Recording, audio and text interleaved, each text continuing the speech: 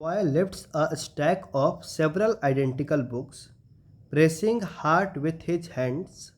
Coefficient of static friction between the hand and a book is mu hb. Between the books is mu bb, and mass of a book is small m, that is 400 gram. Now the boy starts decreasing the pressure gradually.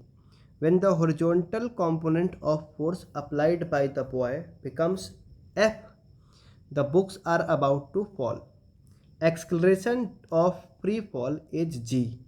How many books are there in the stack? तो basically यहाँ पे एक लड़का है जो क्या कर रहा है कि ढेर सारी बुक्स को एक साथ उठाने की कोशिश कर रहा है। अब यहाँ हाथ और बुक के बीच का जो फ्रिक्शन है या कोफिशिएंट ऑफ फ्रिक्शन है दैट इज 0.4, जो कि ज़्यादा है, और बुक का सरफेस प्लेन रहा होगा तो बुक और बुक के बीच का जो फ्रिक्शन है वो कितना है, mu B B, that is 0.25। अब यहाँ पे अगर हम देखें तो मान लिया हमने कि इस पूरे के पूरे हाथ में n बुक्स हैं, तो इन n बुक में ये जो पहला बुक होगा इसका तो वेट बैलेंस कर देगा ये हाथ वाला फ्रिक्शन, और इधर वाले बुक का भी फ्रिक्शन वेट बैलेंस कर देगा ये हाथ और बुक का फ्रिक्शन। लेकिन n में से जो बाकी के बुक बच जाएंगे, कितने बच जाएंगे, तो 2 हटा दे तो n-2 बुक बच जाएंगे। उनका जो वेट होगा तो टोटल वेट कितना, तो अगर एक बुक का वेट है WB तो n-2 बुक का वेट हो जाएगा n-2 WB। इसको कौन बैलेंस करना चाहिए, तो इसको बैलेंस करना चाहिए अब बुक और बुक का फ्रिक्शन जो कि थोड़ा कम है।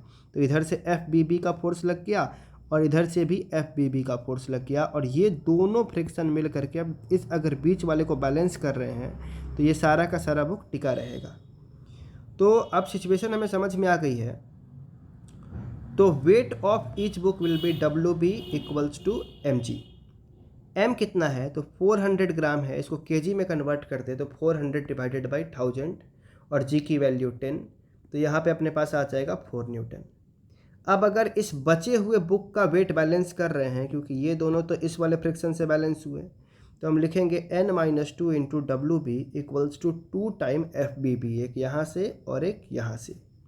n-2 और WB is 4 Newton, 2 into FBB कितना, तो म्यू BB इंटू नॉर्मल कितना आएगा, तो जो फोर्स ये इधर से लगा रहा होगा वही आएगा, तो जो हॉरिजॉन्टल कंपोनेंट दिया हुआ है F। n-2 will be 2 into mu की वैल्यू बुक वाली 0.25 और फोर्स है हॉरिजॉन्टल वाला 120। यहाँ से जो 4 है वो यहाँ नीचे आ जाएगा। इन सब को जब मल्टीप्लाई करके सॉल्व करेंगे तो आ जाएगा 15। अब n की वैल्यू निकालनी थी तो ये माइनस का 2 इधर आकर के हो जाएगा प्लस का 2, तो ये हो जाएगा 17।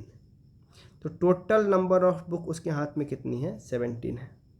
अब सेकंड पार्ट में पूछा find frictional force between the third and the fourth book. तो देखे वापस से सिचुएशन को, तो टोटल 17 बुक्स थी, तो जो डायग्राम है मैंने वही यूज किया है, बस इसमें टोटल 17 बुक के लिए मैंने बीच में भी 3 बुक बना दी है, तो नंबरिंग कर दिया 1 से लेकर के 17 तक। अब हमको फ्रिक्शन बचाना है थर्ड और फोर्थ बुक का, तो ये 1, 2 और 3 इधर से आ जाएंगे। मान लिया यहाँ पे फोर्स लगा F, तो सिमेट्रिक सिचुएशन की वजह से इधर से कितना लग जाएगा, तो इधर से भी 1, 2 और 3 आ जाते हैं, तो 14 एंड 15 वाले के बीच में F।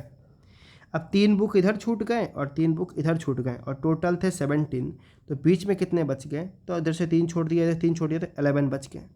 अब इन 11 बुक्स का जो वेट है, ये 4 से लेकर के 14 वाले तक का जो वेट है 11 बुक्स का, वो कौन बैलेंस करेगा, तो यहाँ लगने वाला फ्रिक्शन और यहाँ लगने वाला फ्रिक्शन जो कि सिमेट्री की वजह से बराबर होगा।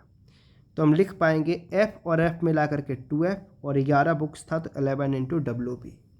F will be 11, WB 4 Newton का डिवाइडेड बाई 2, 2 से कट जाएगा तो ये 2 इंटू 11 22 न्यूटन। तो इधर से 3, 4 देखें तो भी आएगा 22 न्यूटन और इधर से 3, 4 देखें तो भी आएगा 22 न्यूटन।